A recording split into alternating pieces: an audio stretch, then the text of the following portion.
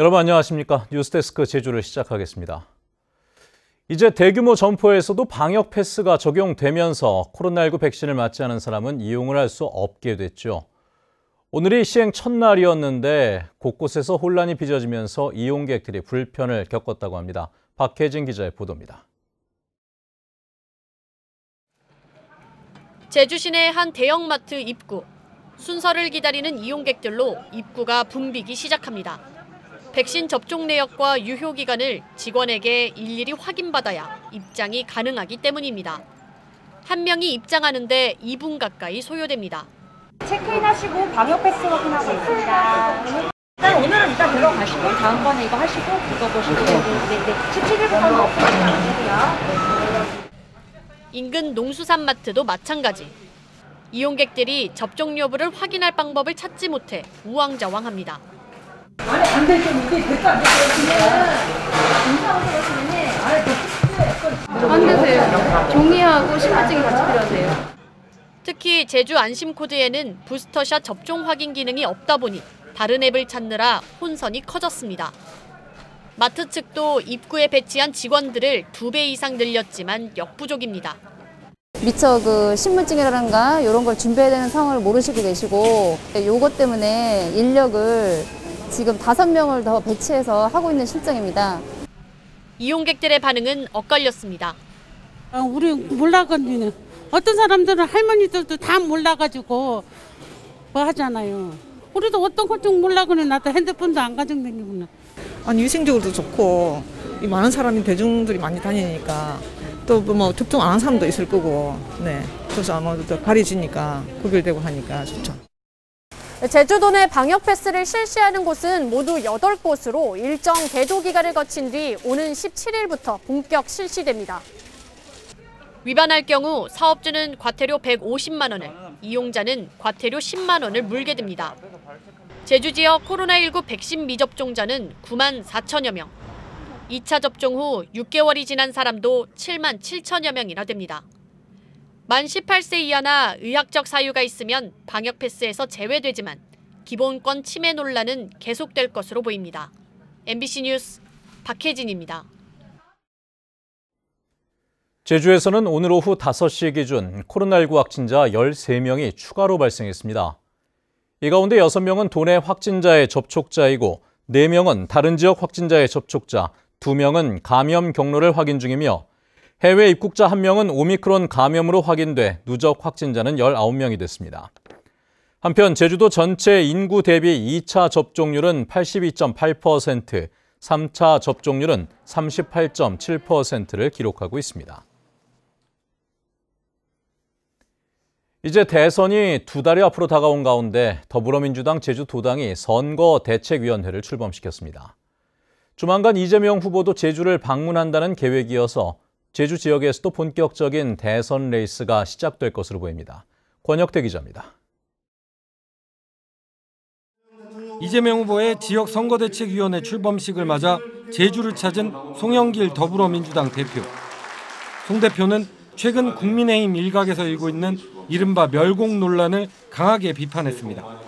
이분법적 사고가 4.3의 비극을 일으킨 것이라고 지적하며 이재명 후보가 당선돼야 4.3의 완전한 해결을 이룰 수 있다며 지지를 요청했습니다. 어떤 특정 세력을 배제하고 고립시켜서 처절하게 학살했던 그 아픔을 겪었던 것이 4.3이고 5.18이고 여수 순천이었습니다. 그런 아픔들을 치유하고 하나로 만들어가는 것이 중요하고 코로나 위기와 기후변화 위기를 극복할 적임자를 자임한 이재명 후보도 영상 메시지를 통해 4.3 문제 해결을 내세웠습니다. 제주 4.3 특별법 개정안이 국회에서 통과됐습니다. 이제 4.3의 완전한 해결에 한 발짝 다가섰습니다. 제주 4.3의 완전 해결을 위해서 저도 더욱 노력하겠다는 말씀 드립니다. 이번 이재명 후보 제주 대선 선거대책위원회 출범식은 이재명 후보의 삶과 공약 등을 연극과 뮤지컬 형식으로 꾸며 기존 출범식에 비해 파격적인 모습을 보였습니다. 변화를 전면에 내세우며 청장년층의 표심을 잡으려는 시도로 보입니다. 대한민국 균형 발전과 자치분권의 선도 모델인 제주 특별자치의 자기결정권 엔진을 달아야 우리 미래를 스스로 결정할 수 있게 해야 합니다. 더불어민주당은 지역 선대위 출범을 계기로 이재명 후보도 설 연휴 전에 제주를 찾아 지지세를 확산시킬 계획이라고 밝혔습니다. MBC 뉴스 권혁태입니다.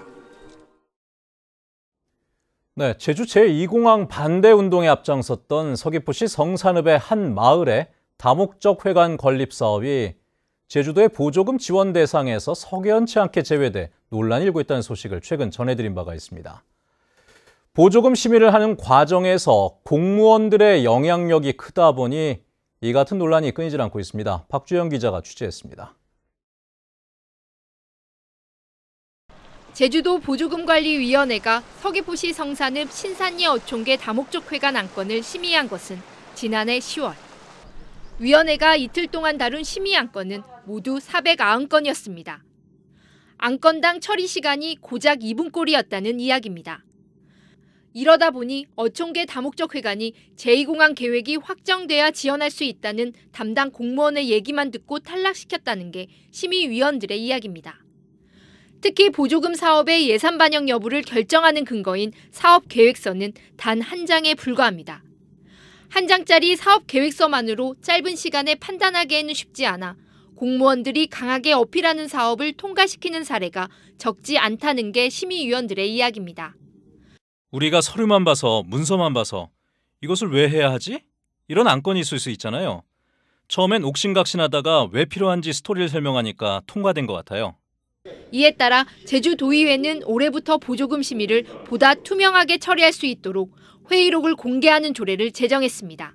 적정성 부족이나 타당성 부족이나 형평성 부족의 이유가 무엇인지에 대해서 도민들이 알 수가 없었어요. 그 내용까지 공개가 되기 때문에 도민들 입장에서는 그리고 행정 입장에서는 서로 소통하는 계기가 됐다라고 저는 생각을 합니다. 하지만 심의 과정에서 객관적으로 점수를 매기거나 구체적인 탈락 사유를 명시하지 않는 문제점은 여전해 보조금을 둘러싼 불신과 논란은 좀처럼 가라앉지 않고 있습니다. MBC 뉴스 박주연입니다. 다음은 희망 2022 나눔 캠페인 성금을 보내주신 분들입니다. 뽀빠이 예초 모임에서 50만 원, 쌍용자동차 제주정비사업소 직원 일동 17만 7천 원, 하귀 어린이집 친구들이 70만 5,070원, 전력거래소 제주본부 김영환 본부장의 직원 일동이 100만 원을 보내주셨습니다. 성금을 맡겨주실 분은 이달 말까지 제주사회복지 공동모금회로 문의하시거나 화면에 제주은행이나 농협계좌로 보내주시면 됩니다. 고맙습니다. 제주 산지에 대설 예비특보가 내려진 가운데 오늘 밤부터 눈이 내리기 시작하겠습니다. 눈은 모레까지 산에는 많은 곳은 30cm 이상 쌓이겠고 중산간에는 3에서 8cm, 해안에는 1에서 5cm의 눈이 쌓이겠습니다. 내일 아침 최저기온은 3도에서 4도까지 떨어지고 바람도 강하게 불어 체감기온은 영하로 떨어지겠습니다. 제주 지역 장기 미제 사건인 제주 변호사 살인 사건의 피고인에게 검찰이 무기징역을 구형했습니다. 제주지방법원 제2형사부 심리로 열린 결심 공판에서 제주지방검찰청은 지난 1999년 11월 5일 제주시 한 초등학교 인근에서 변호사를 살해한 혐의로 기소된 56살 A씨에게 무기징역을 선고해달라고 재판부에 요청했습니다. 오늘 새벽 4시 반쯤 제주시 연동의 한 아파트 1층에서 불이 났습니다. 불은 집주인이 곧바로 꺼 인명피해는 없었지만 아파트 주민 10여 명이 대피하는 소동이 벌어졌습니다. 소방당국은 집주인이 라텍스 매트리스 위에 전기장판을 올려놓고 잠을 자면서 축적된 열에 의해 불이 난 것으로 보고 있습니다. 제주지방법원 형사 1단독은 조카가 운영하는 매장에 불을 지르려고 한 혐의로 기소된 50살 정모 씨에게 징역 2년에 집행유예 3년을 선고했습니다. 정 씨는 지난해 7월 조카의 회사에서 일하던 중 다른 사람에게 일감을 줬다는 이유로 매장에 불을 지르려 시도하고 직원들을 협박한 혐의로 기소됐습니다. 제주 동부 하수처리장 철거를 위한 비상대책위원회는 제주 세계자연유산센터와 제주도청 앞에서 잇따라 집회를 열고 유네스코 세계자연유산인 용천동굴 주변에 설치된 동부 하수처리장 철거를 촉구했습니다. 이들은 하수를 발생지역 안에서 자체 처리토록 한 환경부의 원칙에 따라 지역별로 소규모 하수 처리 시설을 설치해야 한다고 주장했습니다. 제주도는 괭생이 모자반이 예년보다 2달 일찍 유입될 것으로 예상됨에 따라 상황대책본부를 가동합니다. 최근 국립수산과학원의 인공위성 모니터링 결과 동중국해 북쪽에서 괭생이 모자반으로 의심되는 개체가 관측됐고 중국 동부 연안에서 온 것으로 추정되는 괭생이 모자반이 전남 해역에 유입됐습니다. 뉴스데스크 제주였습니다. 시청해주신 여러분 고맙습니다.